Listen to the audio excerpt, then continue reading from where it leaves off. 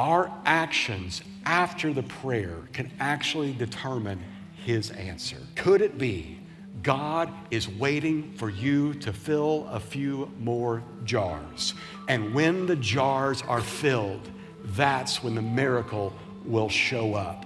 I just know for every single one of us, there are moments we've expected one thing from God and gotten another. And you've come in here today with your expectations, wondering if God is even listening to the prayers that you pray.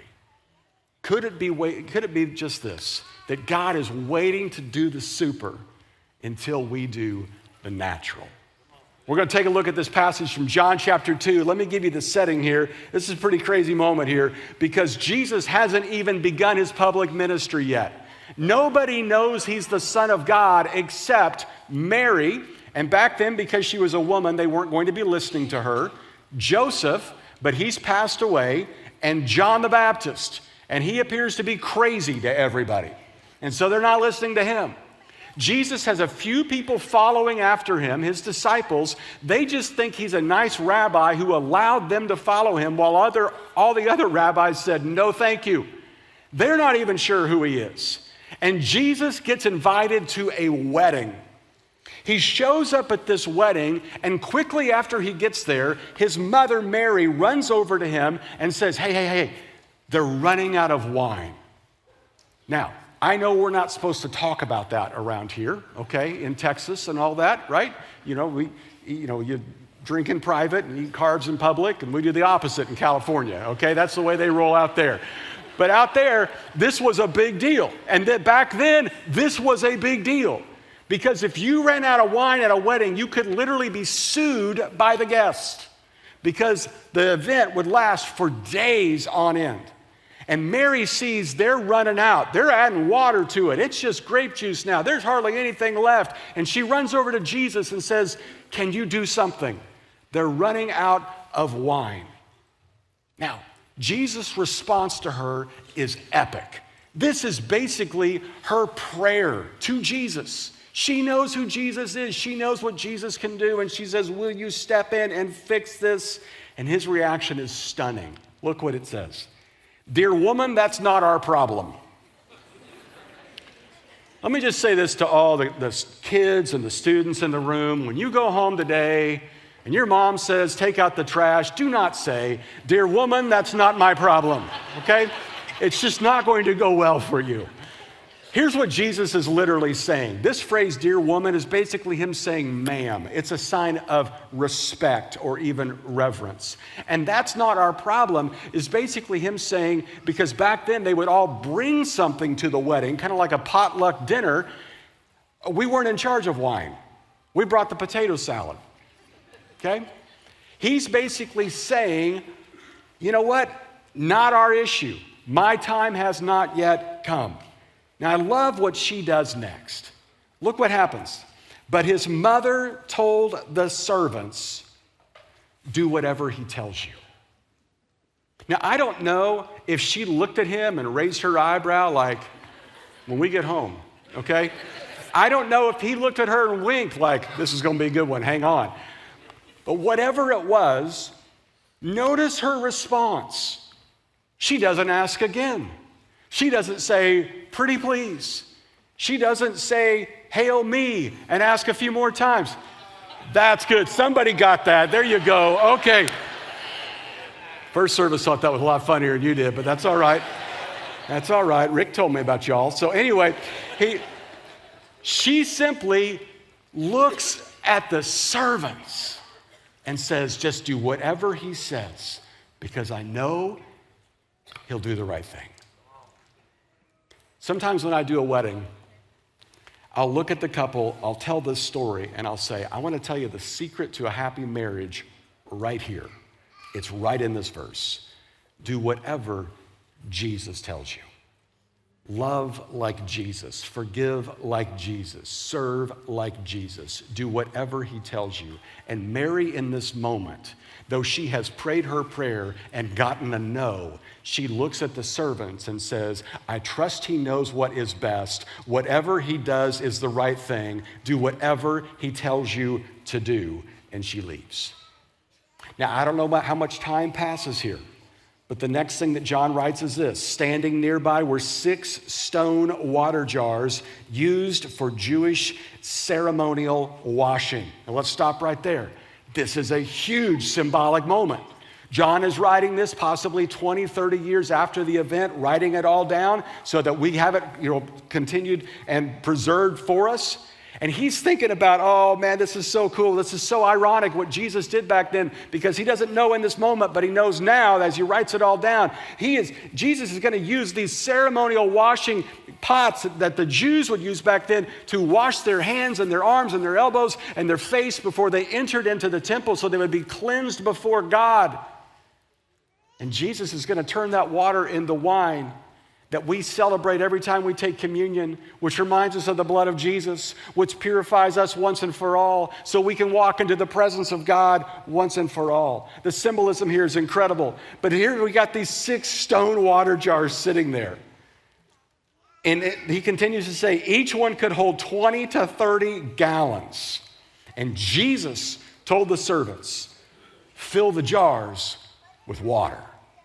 I want you to think about this for just a second. Each of these could hold 20 or 30 gallons of water that would soon become wine.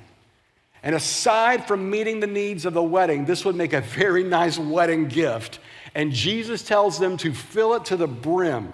All water, no wine, not even the residue of wine. Wine's never been in these, just water. Now I want you to think about how heavy these would be. They would be roughly 300 pounds apiece once filled. And friends, they're not just getting the garden hose and going over there and filling up each one. They're having to pick these up, take them down to the river, submerge them, pull them out, carry 300 pounds of water back, set it down, and do it again 6 times in the heat, dressed for a wedding. At some point in this journey, one of the servants had to say, what are we doing? This is the 3rd time, and there is nothing. It's just water. What is happening here? And I'm sure another servant said, I know, I didn't even want to come to this wedding. You know what game I'm missing right now by being at this wedding? And I'm dragging this clay pot around, and it's so heavy, and it's sloshing water all over us. And look what happens next at the end of all of this filling of jars. When the jars had been filled. Now catch that. That is such a key phrase to all this. In other words, not once the water first hit the first jar. Not when they brought the first jar back and set it down. But after the 2nd or the 3rd or the 4th or the 5th, after the 6th, when they were all filled. He says, now dip some out.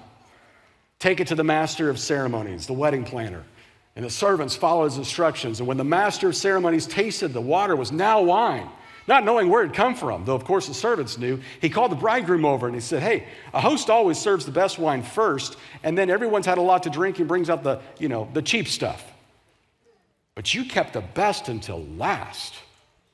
And look at this next line. This miraculous sign at Cana in Galilee was the first time Jesus revealed his glory. And look at the reaction. And the disciples believed in him. Here's the key line for you and for me. When the jars had been filled. Not when the prayer was prayed, not when the request had been made, but when the jars had been filled. Here's what this means for you and me. God is faithful, not just while we wait, but while we work. Our actions after the prayer can actually determine his answer. Could it be God is waiting for you to fill a few more jars? Could it be you're only on your 3rd trip to the river? And when the jars are filled, that's when the miracle will show up. In other words, our responsibility in these moments is we keep working while we're waiting. I mean, you know this to be true in your life. Think about this when it comes to school. You don't ace one paper and drop out and say, I'm headed to NASA, I've got this all figured out. You keep going to school while you're prepping for a job. You don't do this with business. If you want to start a second location, you don't close down the first to open the second. You keep one going and open up a second one. You do this with your parenting. You do this in your marriage. If you want to work on your marriage, you still keep just being married and working on it in the moments where you can get a little bit of a break and talk about it and pray about it and read about it. What happens while we wait is we have an opportunity to work. And what happens for you and I both is we have an opportunity to keep taking the trips down to the river while we're waiting for God to show up. We keep waiting for the super, but we keep doing the natural. And God begins to show up in those moments. So here's your homework for this week. What is it God is asking? What is it you're asking God to do in your life? And I want you to turn that into a prayer. God, I'd really like you to what? But until then, I will keep what? God, I'd really like a new job, but until then, I'm going to be the best employee my company has at this job that I just happen to hate. God, I'd really like my neighbors to come to church. I'd really like them to say yes to my Christmas Eve invitation, but until then, I'm going to keep being the best possible neighbor I can be. God, I really hate my friend group. They're not great. I'd like better friends, but I'm going to keep being Jesus to them until you put me with the people you want me to be with.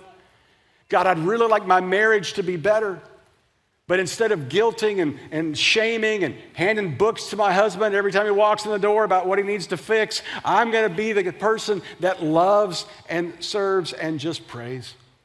God, I'd really like you to what? But until then, I will keep what? Because we keep on working while we're waiting.